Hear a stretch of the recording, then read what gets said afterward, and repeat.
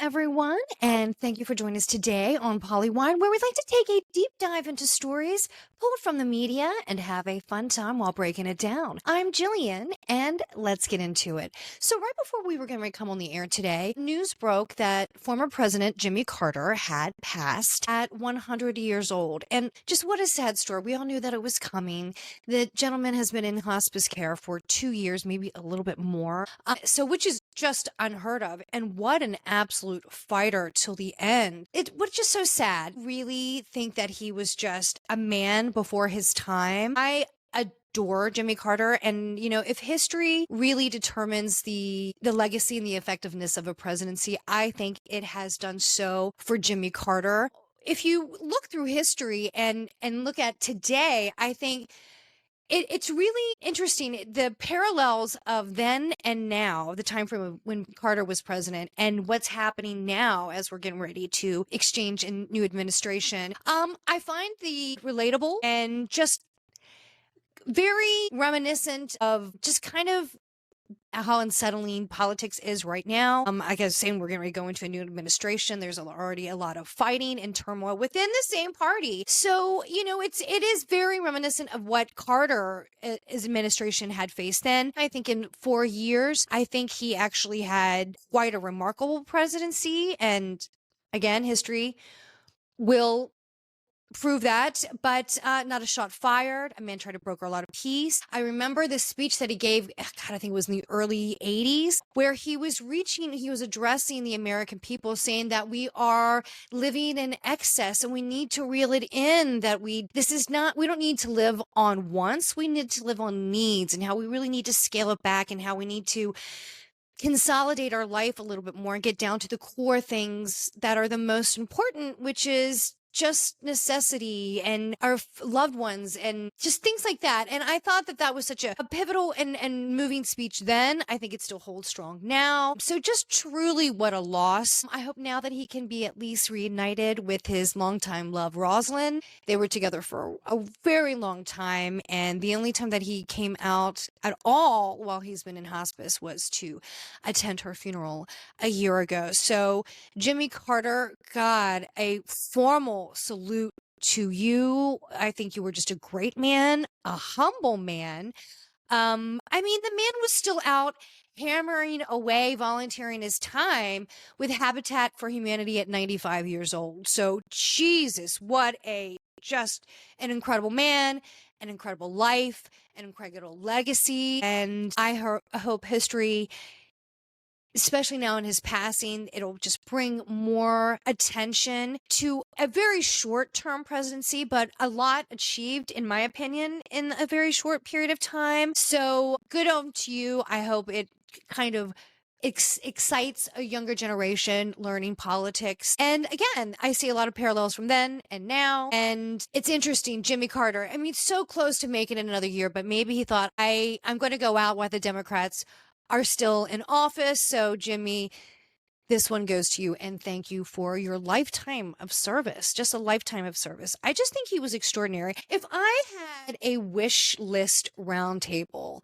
I would definitely have one of like fun and comedy. But if I had like a serious political hot topic roundtable, Jimmy Carter would have always had a seat at that table. I just found him so fascinating, so humble, and just, like I said, I think he was a man beyond his time that served. I think he was ahead of his time. And Jimmy Carter, I just loved you, and thank you for everything. Just such a sweet, sweet Southern man.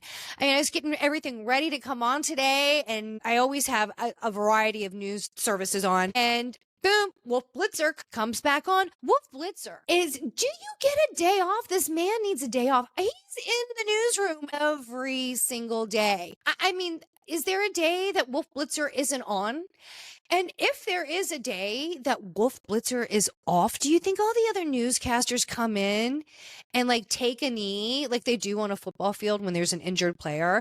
Like, this must be serious. Like, Wolf is out. Like, he's out of the office today. Like, something serious. Like, that man has been ticking away at the news table forever. And I swear there is not a day that I don't see like Wolf Blitzer on. He's going to be like the Larry King of his time. He's going to be there forever.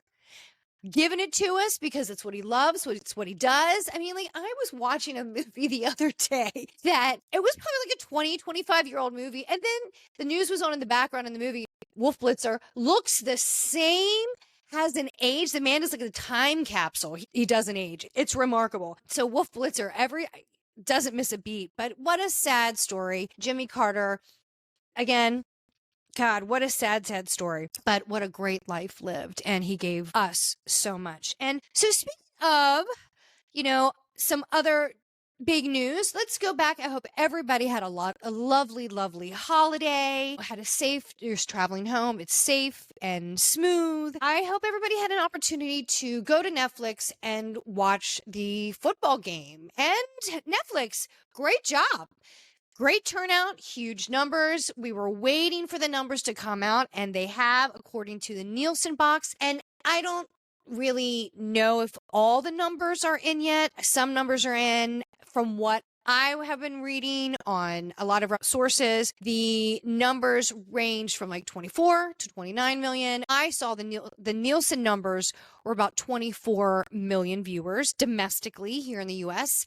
I was reading by around the first game between the Steelers, it was about, I think they said about 200 countries had already logged on. That's what I was reading. I don't know if that's 100%.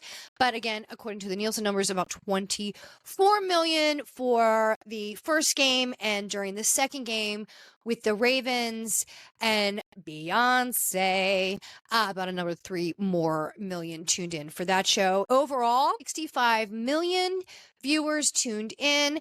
Those are the numbers that I have seen to date. I don't know if that's going to change, and I don't know what the numbers might be following, because I would think that people would log on afterwards just to see Beyonce again and Mariah Carey. Okay, you cannot have Christmas if it's not with Mariah Carey. So Mariah Carey did a pre-recorded Wallow for Christmas performance to kick off the show, and you've got to have that. And Beyonce, in her hometown of Houston, killed it, nailed it. She did have, I don't understand, there were some mixed reviews online and in social media. I don't see how you could. I thought from start to finish, a flawless show. At first, when she came out on the horses, I'm like, are those horses real? Are they AI? They just looked too perfect. Just stunning horses. Just, God, majestic, hair done, beautiful. And Beyonce, you look great. Oh my God, fantastic. I loved the costumes, the show, Americana, Houston. I loved that whole feel. It was incredible. I thought it was incredible. She gave classic halftime show. I love the marching band they were on. I love the patterns and the designs. I wish I had a little bit more of aerial footage so we could have actually seen the patterns and the designs that the marching bands were putting out there, because I didn't get to see that too much, but they looked like they were just awesome. The band was great. I love that whole marching band feel. It was just fire, high intensity. The dancers, incredible. There were 2 men. I think there were 4 men, male dancers that were around Beyonce through most of the performances. There were 2 that I recognized that were by her side most of the time. You men, I could have watched all night long. I know why you were beside Beyonce. You were amazing. They were great. They were so good. I could have watched all the dancers. I love the costumes. I love the bedazzled cowboy hats. Blue Ivy, you look great too out there dancing. The performance, you had Post Malone. Oh God, I'm sorry, I'm drawing a blank on the one rapper that was out there. He was just so great. Everybody looked great. I thought it was a great show. I don't know what anybody was talking out. I know that Beyonce's mom came out and defended Beyonce's show on social media because there were mixed reviews. I don't know what you saw that I didn't see. I thought she killed it. Amazing. I can understand why you got an extra 3 million viewers during that performance. Phenomenal. I was cheering on the Ravens. The Ravens won. Fantastic. And Netflix, great show. Good performance, no hiccups. There was some lag. We've discussed about some of the issues they've had with some of their other live performances. Flawless showing. So well done. I thought the announcers did a great job. Robert Griffin III, I loved you. I thought you did an amazing job. First of all, wow, you showed up in an outfit spot on. You were glitzed and glammed. There was a little bit of glitter and sequencing on your jacket. I was mesmerized by that pinky ring that you had. I don't know what that was. It looked like a giant glitzed like Fabergé egg on his like pinky finger. It was huge. It was a mound, and I was just like falling around like a cat on a laser toy. Like, it was awesome. You look great. You had the shoes, you had the socks that had photos on it. You showed up. Just well done. Everybody did a great job. No hiccups. Well done, Netflix. You turned up, you turned out, and you performed. And according to the numbers, the best turnout and viewership for a Christmas Day football game since 2011. So well done, Netflix. And here we go. Live events is going to the streaming services. I don't know what that is to be said for traditional cable, because, at least they knew there were guaranteed numbers in live sporting events, but they're going to streaming services. So let's see where it goes. Going into the new year, Netflix is picking up WWE. I don't know what else they're going to do. I've heard that there's been discussion of another fight. We had Jake Paul and Tyson last time. Still, best viewers yet. That was 108 million viewers. So think about that compared to the football game. But it was traveling, during the Christmas. So I can see how those numbers. And it was a later too, but 108 in the Paul fight. But going back, so there's been new talk about maybe Logan Paul fighting. We shall see. But live events, streaming services. I mean, you got Peacock, you've got Prime, you have Paramount, Netflix. They're good, and they've got the money to spend. These streaming services, they have the money to spend. And let me say this. This is huge. And I understand, look, I pay for the premium on all the streaming services because I cannot stand commercials. I don't want to waste my time for commercials. I love commercial free. I understand in live events like that. And Netflix, they footed a big foot bill, to put this show on. So I think it was like 155 million. I think I was reported a week or so ago. It's like 155 million that they footed the bill for this football game. I'm sure they made their money in it. I hate commercials, but I understand that you have to spend a little bit of money, and advertisement, it brings in the money. You have to do it. So even though you pay for the commercial free, you're still gonna have to get a little bit of ads in these live events. I get it. But what they have done well and very smart is traditional commercials like on cable, they can go 3.5, 4 minutes, sometimes 5 minutes. I've seen like 5-minute commercial breaks. That is too long. Nobody wants to wait that long. So what they did well, Netflix, is that I think that the longest one, that commercial break that I counted, was like 1.5 minutes, like 90 seconds. I can handle that. That's quick. You get up, you do something, it's back. Very smart. I don't know if they made new commercials for this live event, but the commercials were good. So smart. Done very well. Very well. Netflix, well done. Now, there was, moving on to some other stuff on Netflix, they had a new movie that came out with Jason Bateman called Carry On. It's kind of like another kind of Christmassy kind of movie. I was telling somebody, kind of might be like a newer version of like Die Hard movies at Christmas, because it's kind of an intense suspense drama movie, but it happens on Christmas Day. Not a kind of feel-good Christmas movie, not like that, but an action movie where it's actually happening on Christmas. Like, don't really, I used to, when I was younger, never really thought of Die Hard as a Christmas movie, but it has definitely come like a Christmas classic movie. So if you don't want that feel-good family kind of Christmas movie, you want a little bit of an action, you've got Die Hard. And I think this kind of movie, Carry On, might kind of be a newer take on a Christmas action movie. So I thought it was decent. If you have a chance to watch it, go over and watch that. Carry On, Netflix. That was good. And then there is another, kind of closing in out of the new year, there was another special on Netflix called Torching 2020. all the people that do all the roasts and the head roast man. But, you know, they did a roast and a lot of it's kind of come up in the news because Hannah from Summer House, she is now a comedian and she's doing a lot of stand up, and she did a segment on it and she brought up the whole Blake Lively scandal. And again, this was filmed like 2 months ago. So it was current when this was filmed. So give her a break. And it's comedy. Who cares? There was it's a quick little rundown and jokes of some of the stuff that happened in 2024.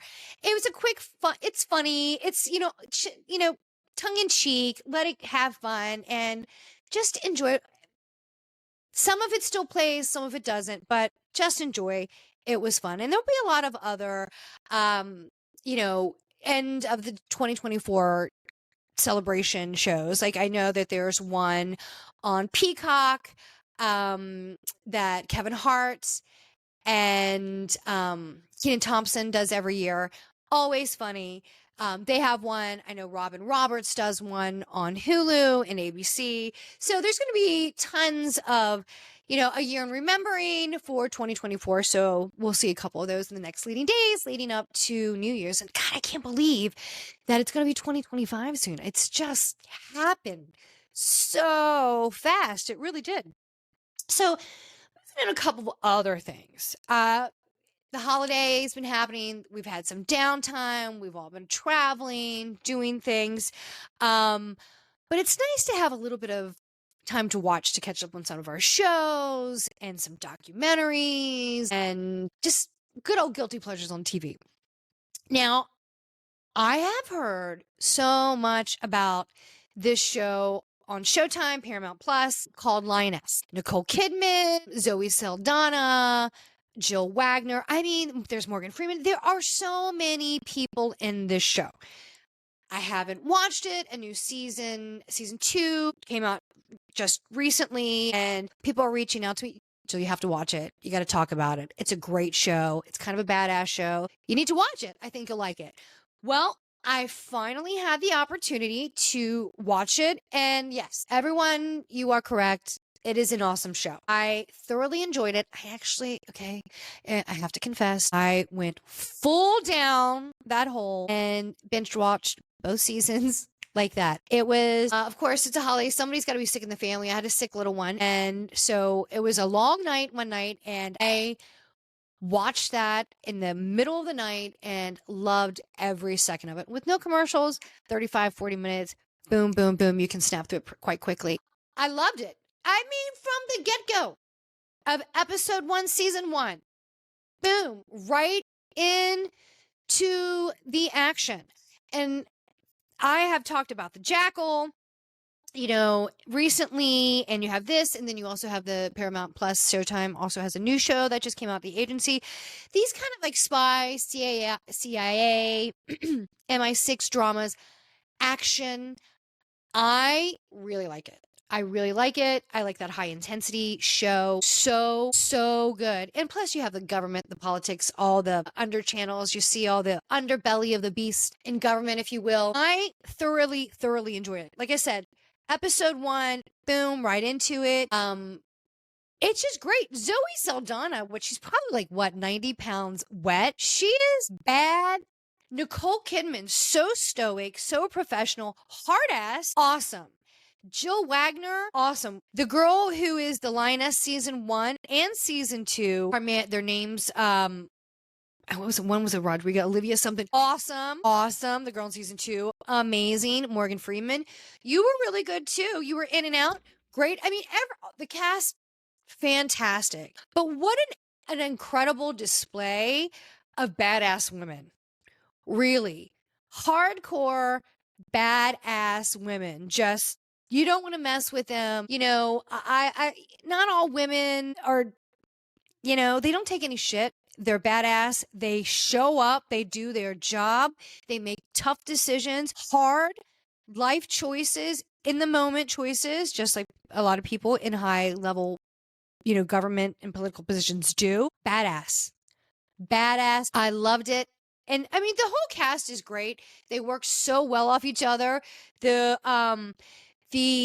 Delta crew, I think it's a Delta crew, to say it, that works with the lioness who save her.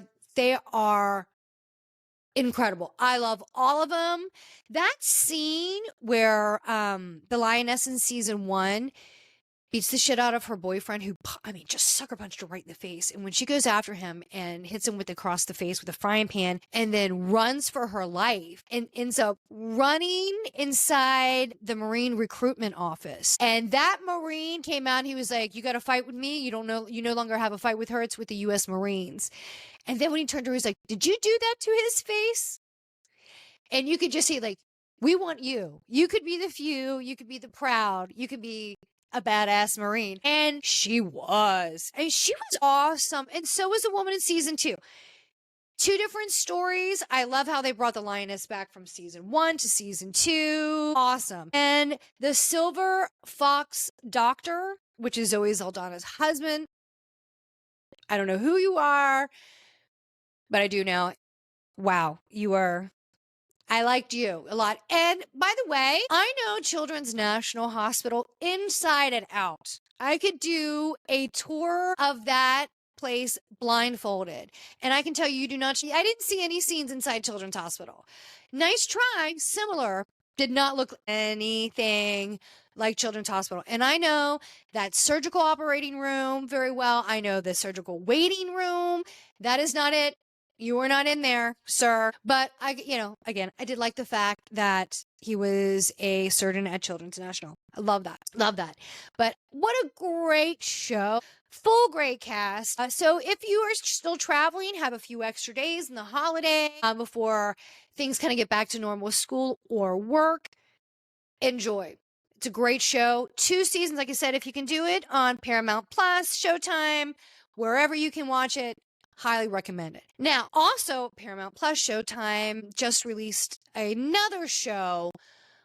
Great cast as well. It is called The Agency. This is a CIA thriller and kind of based out in London. You have Michael Fassbender, who is, freaking Magneto. He was Magneto in X-Men Origins. He was a young Magneto. Badass. Plus, he's just great. And he gives good creepy. Serious, intense, and good creepy. Like, when he gives a creepy look, like that guy can give a creepy look. I like it. I like it a lot. I really like him. There's so many people in that show. Fantastic cast. So many A-list celebrities, actors, actresses are going to these streaming service series. And wise move, especially Nicole Kidman. Nicole Kidman is just pumping out series after series, movies too, but good on you, girl. What amazing, because in Hollywood, a lot of female actresses, once you reach a certain age, you've been capped out. There are not many jobs for you. You are capped out. And I love the fact that she is just cranking them out left and right. She's just awesome. She can do anything. Nicole Kidman, I love it. I love it. Just saw pictures of her on the beach in Sydney with her family in the holidays. I was looking so tabloids, doing some, holiday stuff. And she looks great. Looks great. I still say a little bit too many fillers in the face. Nicole Kidman, I love you. I think you're awesome. I think you're so naturally beautiful. Personal opinion there. I think you're gorgeous, but awesome. Keep cranking them out, Nicole Kidman, because I don't know what you can't play, what you can't do. You are just such a very talented, wide spectrum talented actress. So bring it. So Agency, going back to The Agency, Michael Fassbender, awesome, great cast. He's everywhere. There's only been several episodes. Like I said, I think there's been 5 episodes that have been dropped. Intense, good, very cerebral scenes. I love it. Very good. It definitely keeps you on the hook. You want to know what's the next, and you don't know who's bad, who's undercover. That's why I say it's cerebral, because it really makes you have to watch every scene, because there's a lot happening. You don't know who's an agent, who's a double agent, who's undercover, who's not, and they always keep you guessing. So I like that. I like that. Very good. Agency, Paramount Plus, Showtime. Get to it. Now, as we're moving into the holidays, we have, hopefully our shows are going to be coming back soon. We've had that giant holiday break where we just had nothing but Christmas movies and reruns. So I'm glad these series and Netflix kind of gave us a little something to talk about. Going back to some of the shows that we love, I'm hoping that in 2025, the US, we will finally get the new season of Married at First Sight. Australia, I did watch a few episodes of the most recent season here in the US. What's happening? I don't know. You lost me. I'm not into these couples. Again, Married at First Sight, Australia. I don't know how you can top last season with Harrison. Don't know how you can. Maybe that's why that's why the US, we haven't received the new season yet, because you're like, I don't know how you can go past that last season with Harrison. It was so freaking good. But please bring it to me. I'm waiting for the Real Housewives of Salt Lake City to return. Where's that going to go? We last left, we were in Mexico on the girls' trip. Bronwyn finally admitted that there was some infidelity in her, in her marriage when they were on the girls' trip. I loved, again, I said this the last episode on the podcast, that I love the fact that Heather kind of gave her a pep talk immediately. Like, look, you guys have been together for a while. And when you marry when you're younger, you're going to change, you grow, you evolve. And if you want something different now than what you wanted a decade ago, that's okay. And if he's not able to give that to you, that's okay for you to look at it and reflect at your relationship and say, I want something different now. That's okay. We all get to that point as we get older and grow in a relationship.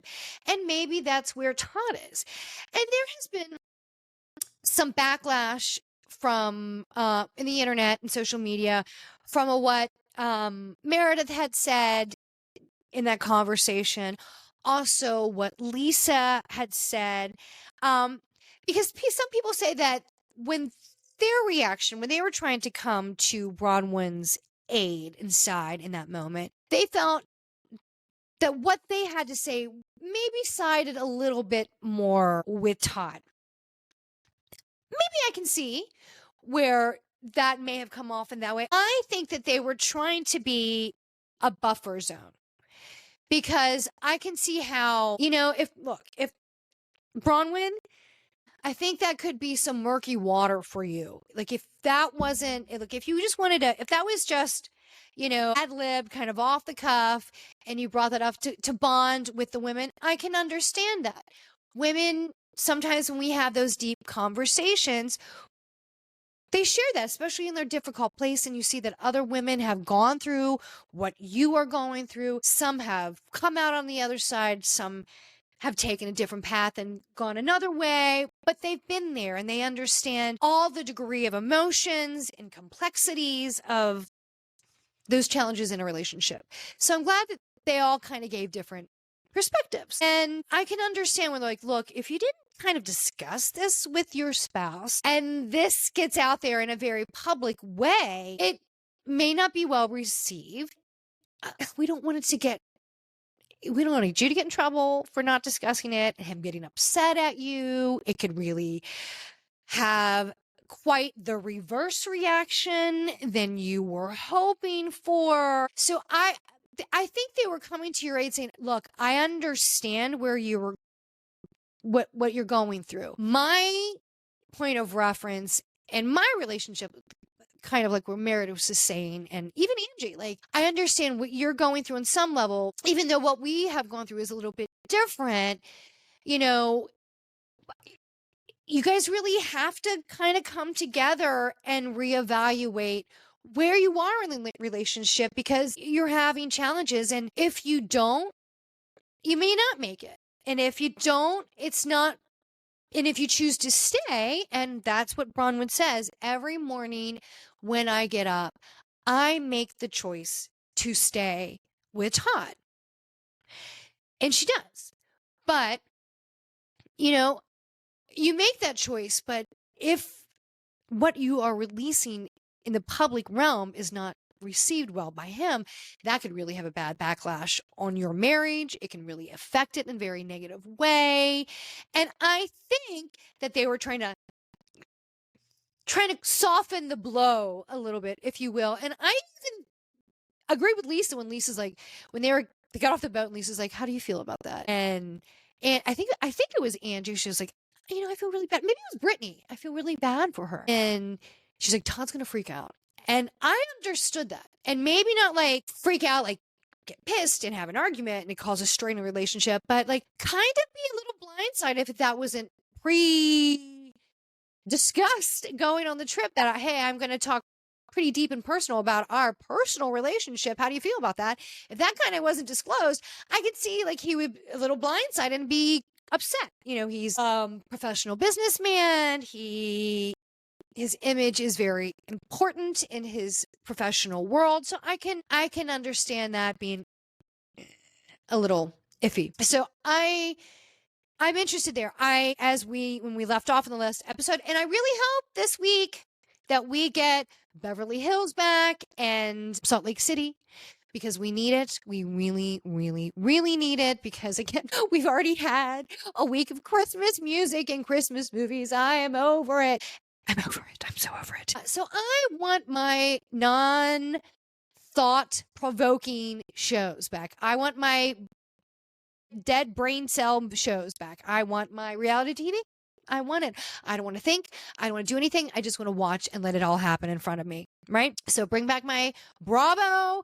Bring back my Married at First Sight Australia. I want Traitors, and it's going to be coming back soon. It's coming back. Let's bring all the good ones back. Any other good shows? If you have something that's really good, you're like, Jill, you've got to watch that. Please let me know. I will. I absolutely will. I want to know what else is out there. So that's where we left off. And so is Lisa. I felt so bad for Lisa. Everybody gives Lisa shit on that cast. I like Lisa. I do like Lisa. I think they're unnecessarily coming for her this year, but I felt really bad for her because at the end of it, she was at the dinner, she was being attacked, and she got up and was like, I'm freaking leaving. Like, this is BS. I've really worked hard to plan this really nice trip, and it has been nonstop bitching, and I'm over it. And I get it. I get it. Bronwyn, I think you have been a bit ungrateful and very high maintenance this trip. I understand you were just mauled by a dog and you're probably on some pain medication. Probably, I do not know. And probably uncomfortable, a little emotional, just feeling terrible, I would think. But pump the brakes. It's been a bit much. I'm finding Whitney very entertaining this trip. I do. I love Angie K. Mary, I'm so happy you're here. That scene with you getting your son ready to leave to go into treatment. Very touching. Mary, the shining star of the season. Just emotional, raw, giving us what we love of Mary, still giving us the attitude Phil Mary. When she walked in and saw the crew, because she showed up a day late with the other cast in Mexico, and everyone's like, Mary, why didn't you show up yesterday? And she's like, I had a thing. And everybody was like, okay. Because it's such a very Mary response. I thought that was amazing. Like, can I do that? Can I just give, maybe like a 1-2 response? Because that's it. No explanation. Don't need to draw it out. I want to be able to do that. Give me a little Mary. I need that. But I am loving Mary. I bet you, is this going to happen on this trip? But I bet when Mary finally breaks and tells the group what has been going on with her and her son, I bet you that is going to be a really emotional scene. They're all parents. They all have younger kids. Well, I mean, younger adults is what I mean. So at that age where just anything can happen, and, and they're starting their life and they're just exposed to so many things in this new world as young adults, and it can go in any direction. So I really hope that they rally around her. I know that it has come out that, and I don't know if Meredith is going to talk about this or discuss it, that it has come out that Brooks has had some troubles. And I don't know if that's true or not. These are allegations, unless Meredith truly comes out and says, yes, indeed, I don't know. But if so, I hope that she really opens up her arms and extends just the kindness and compassion that she really needs to deal with it, because this is just the start of a very, very long journey for Mary and her son, her family. We are not seeing Robert Sr. this year. I don't know what's going on there. Maybe he just thought it was best. I don't know, but your family is in crisis and I haven't seen you. And that's unfortunate, disappointing. Maybe that's by plan. Maybe it's easiest if he's not around. I do not know. That is the relationship between Mary and her husband is none of my business. I do not know the dynamics of that relationship. It seemed like a strained relationship from what you have seen of that in the past. I don't know, but it's just unfortunate that maybe he's there. I don't know. It's just unfortunate you don't really see him there when your family needs you the most. And it just, that's why I don't see him. So I think that's why I'm so thankful that she has Angie, and just that scene where Meredith walks in, she's like, I'm just so glad to have Angie here in this moment. We don't need to discuss it. We don't need to, there's no words need to be exchanged. We know it's there. And right now we're just hugging and we're just here for each other. And that's all I need. And that is what you need. I think that's why I find this moment between those two in such a really, really difficult, heart-wrenching time for a parent. Is that when you are in a crisis, you just don't want anyone talking. You don't want their outside opinions, thoughts, and judgments. You need to just, like, it's tunnel vision. You need just to focus in on the task and challenge at hand. And a parent will do it their way, however they see to do it best. Okay. And you don't need the outside voices and opinions and judgment and just noise. You just need a hug. And I'm loving that. I hope it really stays this way. And at some point, I hope somebody can give poor Lisa a hug, because it sounds like Lisa's really going through it as well. She's going through the separation. Jack is in Colombia on his mission, so she's going through that empty nest, and plus she's going through some medical stuff. They're saying that it's the year of Henry, which I think is awesome. But she said that there was a lot of challenges going into this part of Henry's life. His brother's gone. He's going into middle school. That whole party situation just was so heartbreaking to me. So I get that. So she's kind of gone through some stuff as well. So give her some grace too. And something's going on with Meredith. And it sounds like it's not being discussed, but in my opinion, and you hear the last episode, Brittany's like, I heard you crying in your room. I think there's more to be said about the whole Seth thing. It was weird. I thought it was very telling during the episode when they were in Palm Spring that he's like, I got to leave and I'm going to be on a flight tomorrow. That I thought was a little ding, ding, ding, red lights. There's been a lot of red lights, but that one was like a siren. I thought that was a little suspicious just to get up and leave like that. That happens too often. I understand he's a businessman. A lot of times you have a lot of business emergencies and you got to fly out before. But I don't know. So I think there's some marital woes there. That is just a personal opinion. I do not know. That is only opinion. But I think it's her crying at night and not feeling great. I think there's some emotional baggage there that she's carrying on and just really not discussing. And when is that going to break? I'm loving Salt Lake City. There's a lot of mixed reviews, but I'm enjoying it. I hope we get a little Potomac. I want to see what's going on. I want to see how this season's going to end, because how much is Karen going to, about this court case, what are we going to hear? Because we just found out she was found guilty on almost, not all, but almost all the charges. She will be charged in January. So, she could be doing time. So let's see what her story is going to be throughout the season. Mia is bringing mess. I am really enjoying, I've talked about this now, I'm enjoying Giselle and Ashley dating. I'm really enjoying that. So let's come on, Potomac. We're having fun.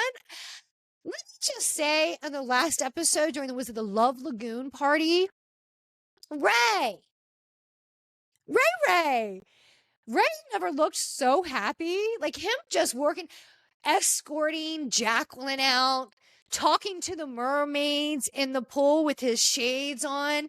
Did anybody see Ray and how happy he was? That man had ear to ear smile. Because everybody was just giving Ray such, just loving Ray. The men were like, Ray is great. That guy's a legend. Like he was all smile. He was on his game. Like I said, when I saw him talking with the mermaids, like, I'm sorry we didn't get in the pool with you. And he was loving it. That was one of the best versions of Ray I think I've seen in many, many, if not all seasons. Like ear to ear smile. So Ray, I loved it. And like I said, I'm enjoying the new guy that Ashley's dating. That was fun. The guy that Giselle brought, super fun. I hope to see more of that. Loving it. Jacqueline, oh, I don't know about you. And let's see about the new two girls. Is Jazz and is Karine gonna the new girl? Karina, if she's gonna stay. We shall see. So far, so you got a few weeks left to bring it, ladies. If you want to keep your cherry blossom, you're gonna have to bring it. Now, Beverly Hills. I'm ready. Please, Beverly Hills. Are we going to have something happen? Are we just going to continue to go down? I'm really over the Kyle and Mauricio. I know we're right in the thick of it. I get it. Over it. Done with it. How are we going to do? I'm enjoying Garcelle, but I want to see Sutton and I want to see Jennifer Tilly much, much, much more. The Friends, boss, I told you I was great. I am so enjoying the Friends up. I love Jennifer Tilly. I think, is this her audition for more? I don't know if we need Jennifer Tilly to have a diamond, but we must have just a little bit more. I love her. She is the best. I love just how she brings a slight little side of eccentricism to them because they need it. Some of these women are just way too stiff. So I love that she brings a little side of spirits of the craziness. I love it so much. And there's going to be, and what else can we bring? Southern Charm is back. I've tried. I've really tried. I don't know. I can't. I don't think I can. I've tried. I always loved watching Whitney's mom, Miss Ashel. I love her. She's fantastic, but I'm really having a hard time watching it anymore. It's played out. The guys on that show just gross me out. First and foremost, they just gross me out. Now, I want to say there's Southern Hospitality. I can't do that one either. We need some new shows. We need new shows on Bravo, and we need just a new mix of reality shows in general. I think that's why game shows are doing so well. Game shows are really coming back in full force. I'm loving the Celebrity Family Feud with Steve Harvey. I am thoroughly enjoying that. I think it's awesome. Steve Harvey does a good job. Steve Harvey's so funny. I have such a soft spot for him. I adore him. But I think that's why they're making such a comeback and everyone's doing a spinoff of a game show now because there's not a lot of scripted series anymore. I think TV's really having a hard time bouncing back from like the strike and COVID. Maybe I'm wrong and I'm just talking off the cuff here. I don't know, but I just think streaming services are do well. I don't know. I don't even watch cable anymore. I don't know many people that do. So what do I know? But bring me some new shows. If there's a new show that we can bring back, game show, can I please say, because we've also lost some great game show hosts in the last. We lost Chuck Woolery just several weeks ago. Alex Trebek, classics. But there are a few classic shows that have been brought back, but there's one that has not been brought back, and I'm going to put my hat in for it. And if you want to host, I'm here for you. This is one of my favorites of all time. This was a great classic of Alex Trebek, by the way. Who doesn't love a great puzzle? Classic Concentration. Does anybody remember the game show Classic Concentration, where you'd have like some phrases and you'd have pictures and you'd have to get together this puzzle, kind of piece it together? Like, so if you would say like, I see something, you'd have like a picture of like an eye and then something else. And then you'd have to kind of piece these pictures and words together to create something. And it was awesome. I love that show. So if there is another game show that they want to revamp, and again, I'm here for you, I put my hat in the ring. That's it. I think 2025, if you're going to be bringing back new shows when you need to, reality shows, dating shows, game shows, that's the one. There's tons of like new game survival shows, like what's that one with Special Forces, which is crazy, and that Bear Grylls one, crazy. I can't watch that stuff.